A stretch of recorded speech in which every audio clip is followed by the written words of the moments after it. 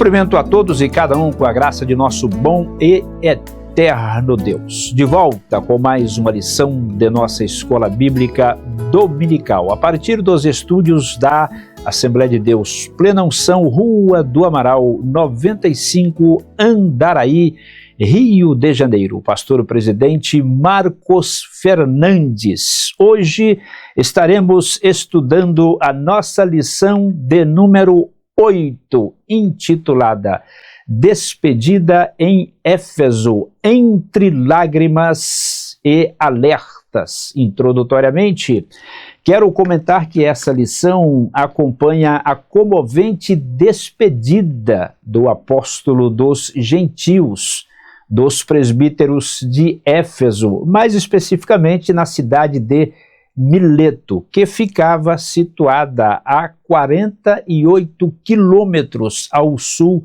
de Éfeso. E este encontro entre Paulo e os presbíteros em Mileto ocorreu antes de sua saída definitiva da Ásia.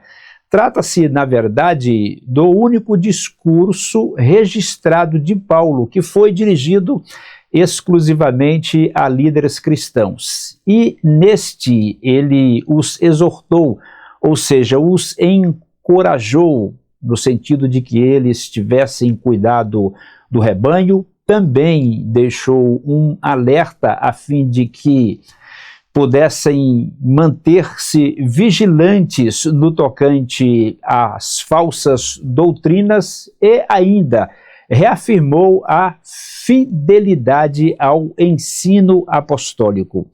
E essa despedida foi profundamente tocante e comovente. Ocorreu entre lágrimas, oração, abraços, e o apóstolo revelou o peso da separação e a urgência da vigilância espiritual diante dos perigos que ameaçavam a igreja naqueles dias, tanto quanto a igreja continua sendo ameaçada em pleno século XXI. Afinal de contas, o número de heresias que nos cercam é muitíssimo significativo. E agora passemos para o tópico de número 1, o ministério de Paulo como exemplo de fidelidade. Subtópico 1 deste primeiro tópico: um ministério vivido em coerência e entrega. Atos capítulo 20, os versículos 17 ao 21. Neste contexto deste texto, Paulo apresenta seu ministério como um testemunho vivo de fidelidade ao Senhor.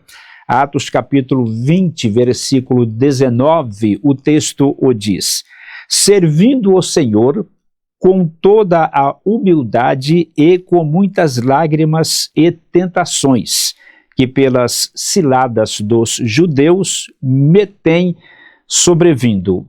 Seria melhor que a palavra tentações aqui tivesse sido traduzida por provações, porque elas dizem respeito às provações que sobrevieram ao apóstolo Paulo exatamente por causa das ciladas, das maquinações, das tramóias dos judeus contra a sua pessoa, a fim de impedir que ele continuasse exercendo o ministério que Deus deu a ele. E este texto, ele é extremamente importante, porque Paulo deixa claro aqui que ele procurou sempre cumprir o chamado de Deus na cidade de Éfeso com humildade, muitas lágrimas. Estas lágrimas aqui indicam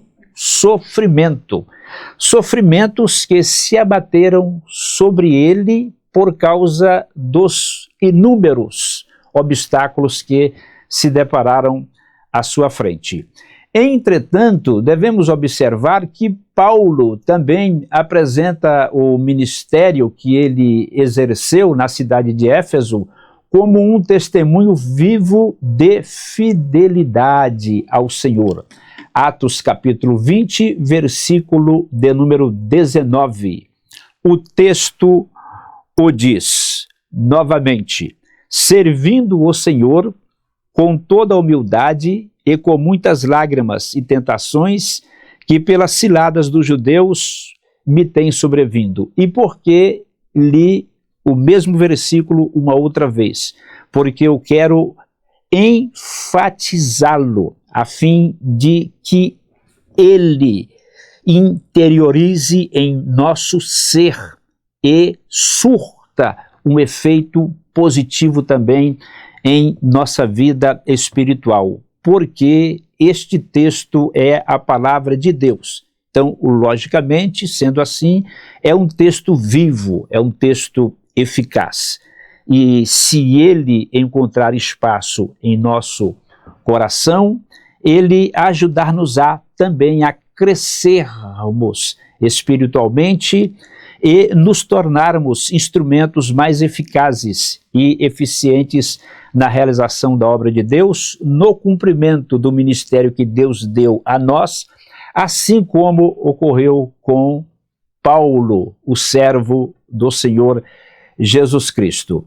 E também quero anunciar ainda que Paulo deu ênfase ao fato de que ele anunciou todo o conselho de Deus durante o tempo em que ele permaneceu na cidade de Éfeso. Vejamos Atos capítulo 20 ainda, só que agora o versículo de número 27. Porque nunca deixei de anunciar-vos todo o conselho de Deus. Todo o conselho aqui refere-se à completude, à plenitude do ensino que Paulo transmitiu a todos aqueles com os quais ele conviveu na cidade de Éfeso. E isso, obviamente, inclui a doutrina da salvação no tocante à fé, ao arrependimento, à justificação.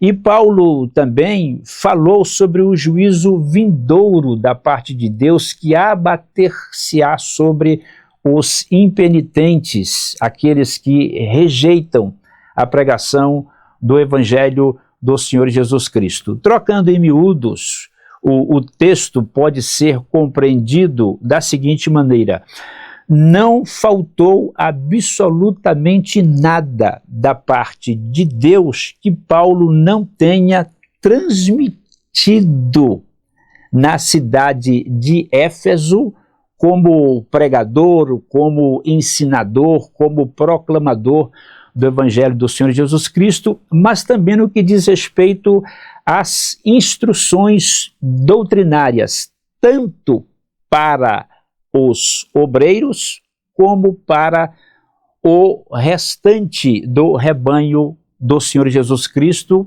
que os servia na cidade de Éfeso. E agora passo do subtópico de número 1 para o subtópico de número 3, fidelidade diante do futuro e consciência irrepreensível. Está em Atos capítulo 20, versículos 22 ao 27. No versículo de número 22, por exemplo, Paulo deixa bem claro que, ligado pelo Espírito, iria para Jerusalém, não sabendo o que lá poderia acontecer-lhe.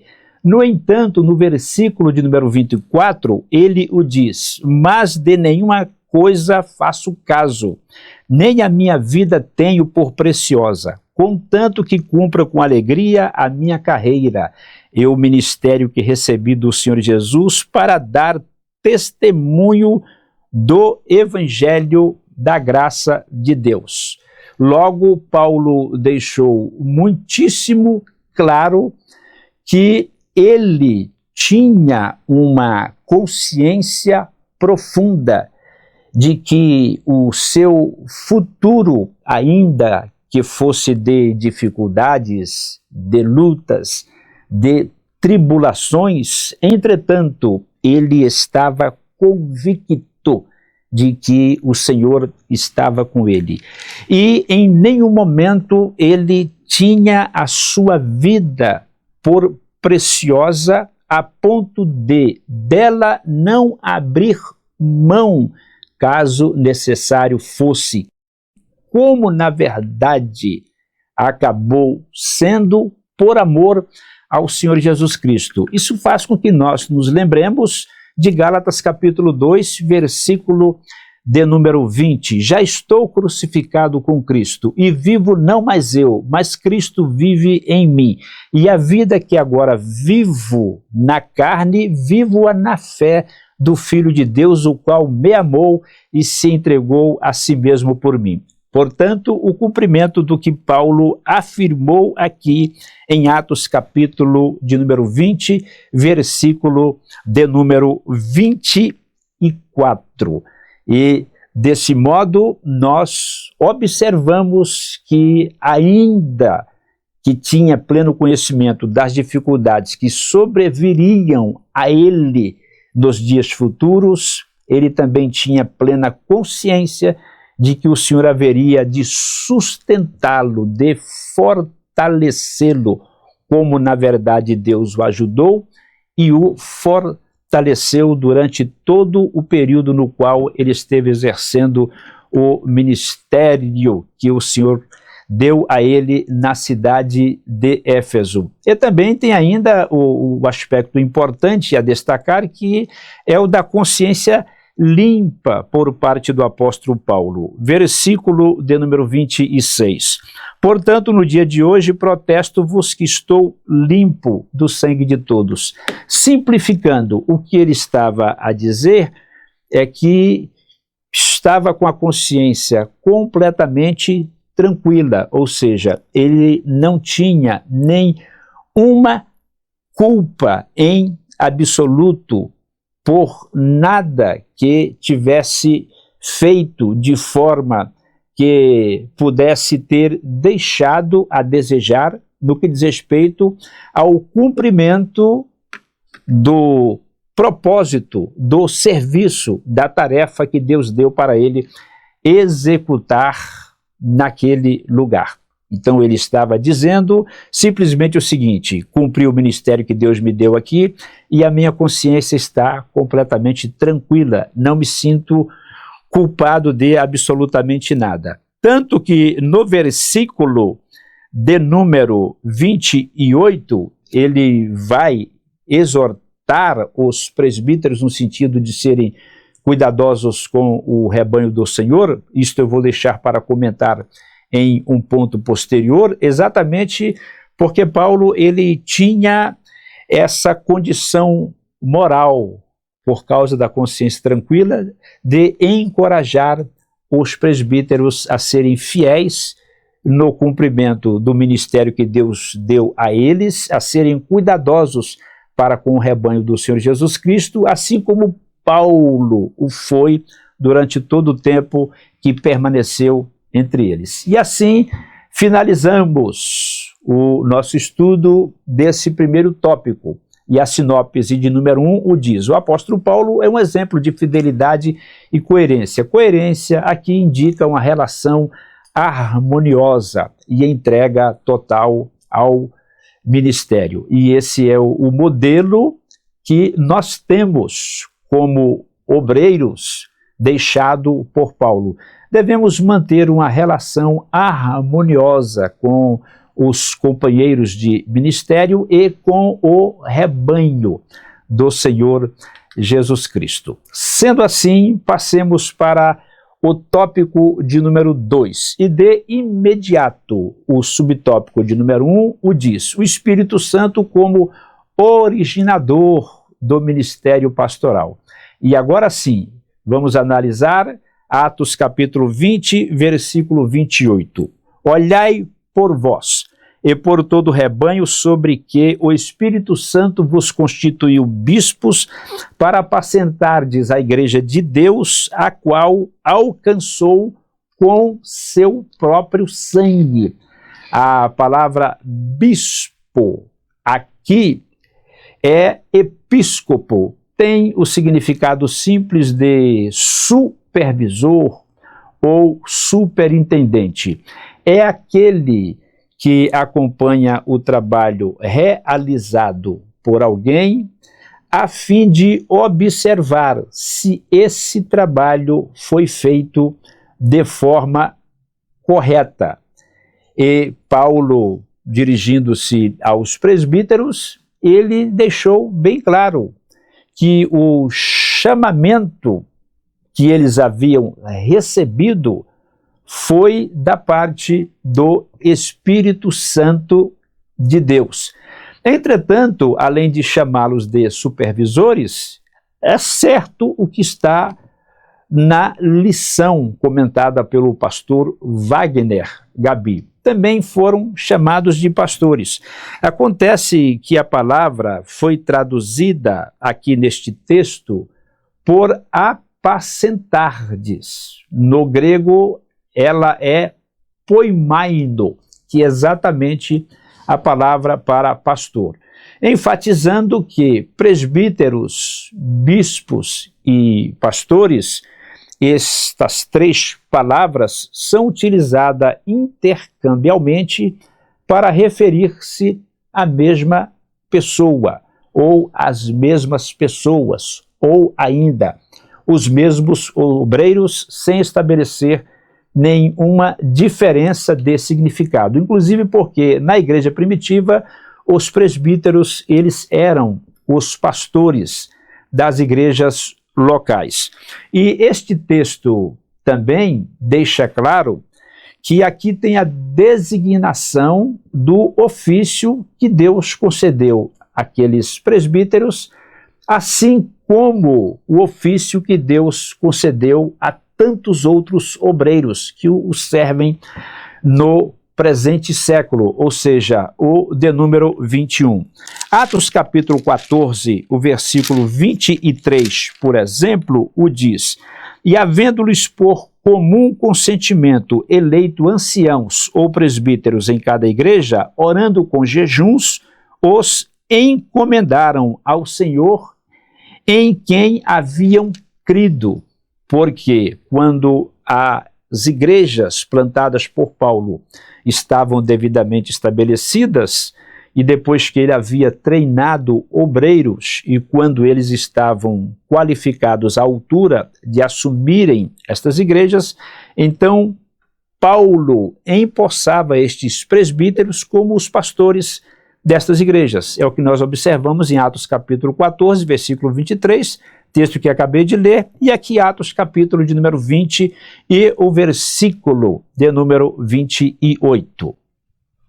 Mas eu quero enfatizar ainda que esse chamado ou chamamento é uma vocação divina. Em Tito capítulo de número 1, versículo 5 a 7, Paulo deixou bem claro que ele deixou Tito na ilha de Creta para que ele estabelecesse presbíteros. E assim como Arão foi chamado por Deus para ser sumo sacerdote, não foi ele que tomou para si essa honra, não é o obreiro que toma para si a honra de ser um presbítero, de ser um evangelista, de ser um pastor ou de ser um mestre. Não, essa honra lhe é concedida da parte de Deus. E no caso de Atos, capítulo 20, versículo 28, nós temos aqui o Espírito Santo atuando diretamente na concessão dessa honra aos presbíteros da igreja de Éfeso. E 1 de Pedro, capítulo de número 1, versículos 5 a 4, o texto escriturístico deixa bem claro que essa chamada é uma vocação divina. E desse modo passemos então para o subtópico de número 2, o perigo real e contínuo das falsas doutrinas. Atos capítulo 20, versículo de número 29. Porque eu sei isto, que depois da minha partida entrarão entre vós lobos cruéis, que não perdoarão o rebanho, verso 30, e que dentre vós mesmos se levantarão homens que falarão coisas perversas para atraírem os discípulos após si. É um texto muitíssimo importante. Paulo considerava um fato gravíssimo a questão do ensino errôneo, contrário à sã doutrina. Paulo, ele simplesmente tinha uma ojeriza profunda por heresias. Ele considerava isso algo gravíssimo, inclusive porque a crença no Evangelho do Senhor Jesus Cristo, ela está ligada diretamente ao destino da alma da pessoa, ou seja, salvação ou perdição. Por isso a necessidade que a pessoa tenha acesso ao Evangelho de Cristo como ele o é, como ele deve ser ensinado em sua inteireza, em sua simplicidade, em sua plenitude, em sua fidelidade. E isso é algo muitíssimo importante. Então Paulo advertiu os presbíteros da igreja de Éfeso que quando ele fosse embora, entrariam entre eles aqueles que ele designou como lobos cruéis, porque seriam pessoas que viriam de fora e se infiltrariam entre o rebanho do Senhor Jesus Cristo na cidade de Éfeso. Mas o versículo número 30, ele deixou muito bem claro que dentre aqueles obreiros também surgiriam aqueles que falariam coisas perversas, causariam divisão no seio da igreja, com o objetivo de angariarem, de conseguirem apoio das ovelhas do Senhor Jesus Cristo, que infelizmente é o que acontece em algumas igrejas. Porém, fique bem claro que estes que assim procedem, caso não se arrependam e não abandonem essa prática maligna, serão severamente julgados por Deus. Assim sendo, concluindo este nosso segundo tópico, sinopse 2, vigilância pastoral contra erros e falsos mestres, traz sabedoria ao ministério. E tópico de número 3, agora, o cuidado pastoral de Paulo com os líderes da igreja. Sendo assim, subtópico de número 1, a palavra de Deus como fundamento seguro do ministério. Atos capítulo 20, versículo 32. Agora, pois, irmãos, encomendo-vos a Deus e a palavra da sua graça, a qual é poderosa para vos edificar e dar herança entre todos os santificados. Eu gosto dessa expressão, dar herança entre todos os santificados. É isso que a Escritura Sagrada recomenda, que nós, os salvos em Cristo, devemos andar em santificação, porque Deus nos chamou para ela. E, obviamente, então, devemos nos abster de todo e qualquer tipo de fornicação. Mas no tocante à palavra de Deus como fundamento seguro do ministério, Paulo aqui mostrou um cuidado no que diz respeito ao ministério pastoral, à centralidade das Escrituras, porque são as Escrituras que contribuem para a edificação do corpo do Senhor Jesus Cristo. Efésios 4:12, o texto diz, e querendo o aperfeiçoamento dos santos, que são salvos em Cristo, para a obra do ministério, para a edificação do corpo de Cristo. Portanto, essa centralidade das Escrituras, esse cuidado pastoral que Paulo teve para com os presbíteros e para com todos os salvos em Cristo na cidade de Éfeso, é exatamente o cuidado pastoral que cada obreiro precisa ter nos dias atuais. Aquele zelo santo com temor e tremor do rebanho do Senhor Jesus Cristo, treinando esse rebanho através do ensino puro e cristalino da Escritura Sagrada, a fim de que esse rebanho seja aperfeiçoado, a fim de que torne-se capaz de levar adiante a obra do ministério. E subtópico de número 2, o exemplo de despreendimento e serviço cristão. Atos 20, versículos 33 ao 35. O que este texto deixa claro? Que Paulo não cobiçou riquezas, Paulo não buscou ganhos pessoais, pelo contrário, trabalhou com as próprias mãos para suprir suas necessidades, inclusive ajudar os que estavam com ele.